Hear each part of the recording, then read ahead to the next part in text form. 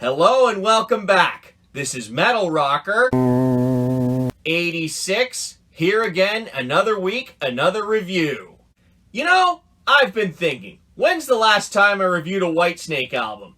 Come to think of it, I don't think I have yet. So why don't I review Saints and Sinners? Now, Whitesnake is a British rock band that started out in London in 1978.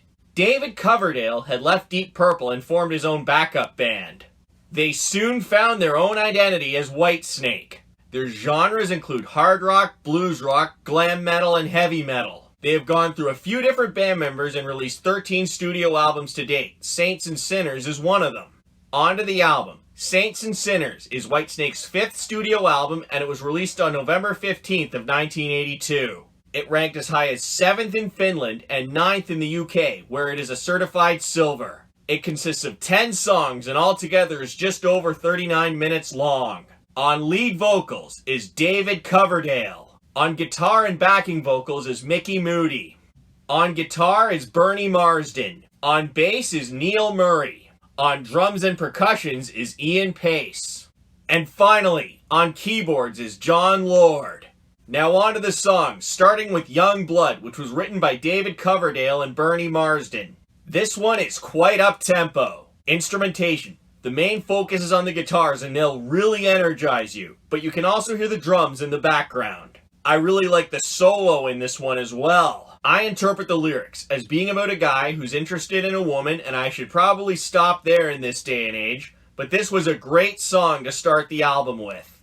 Now this next one is also up-tempo. It was written by David Coverdale and Mickey Moody. It's called Rough and Ready. Instrumentation. The main focus is on the guitars in this one, and they'll also get you rocking, but you can also hear the bass and drums in the background. I really like the solo in this one too.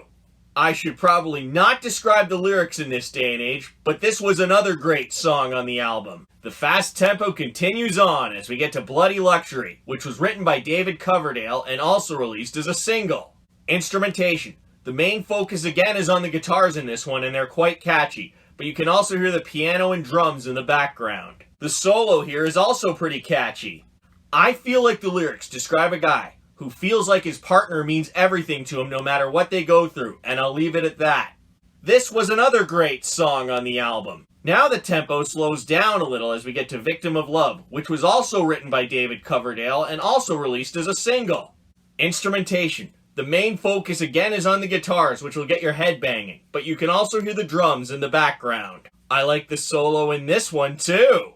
I interpret the lyrics as being about a guy who's had a bad experience in the world of love, and this was another great song on the album. David Coverdale also wrote this next one, and the tempo is about the same as the last one. It's called Crying in the Rain, and this was one of 2 songs that was re-recorded in 1987.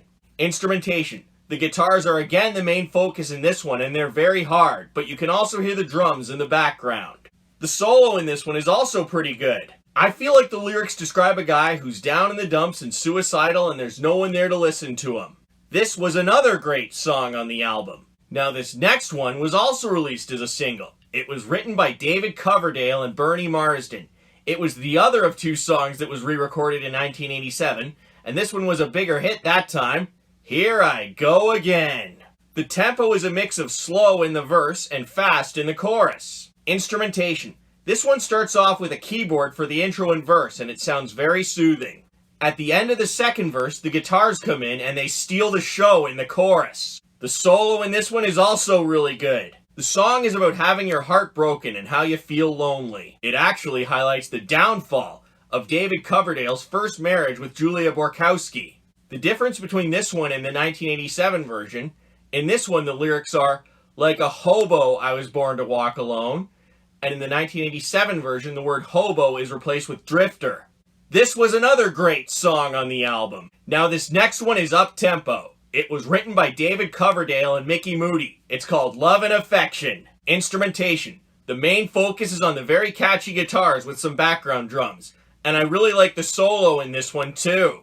I should probably not describe the lyrics in this day and age, but this was a good song on the album. Now the tempo picks up as we get to my favorite song on the album. It was also written by David Coverdale and Mickey Moody. It's called Rock and Roll Angels. Instrumentation. The main focus is on the guitars, and the riffs are very catchy, but you can also hear the piano and drums in the background. I really like the piano solo and the short guitar solo as well. I interpret the lyrics as being about a guy who's looking for someone to love, and this was an amazing song on the album.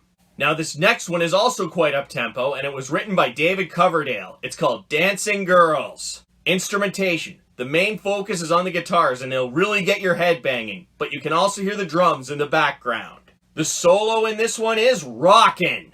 I interpret the lyrics as being about a guy who's interested in girls, and I'll leave it at that and should probably not describe any more in this day and age. This was another good song on the album. Now we get to the final song on the album. It was written by all the members of the band. It's somewhat up-tempo. It's the album's title song, Saints and Sinners. Instrumentation. The guitar riff is also very catchy in this one, but you can also hear the drums in the background. I interpret the lyrics as being about how we all do good and bad in our lifetime. And this was a great song to end the album with, and it really ends on a bang. So what did I like about this album? I really enjoyed this one. The songs were all very well written, they got the order right, the instrumentation sounded really good, and David Coverdale nailed the vocals. There is nothing to change about this album. To conclude this, I definitely recommend Saints and Sinners, and I'm sure you will enjoy it. Well, that's the end of this review. If you liked it, please give it a thumbs up down below, and don't forget to subscribe and share. Until next time, rock on!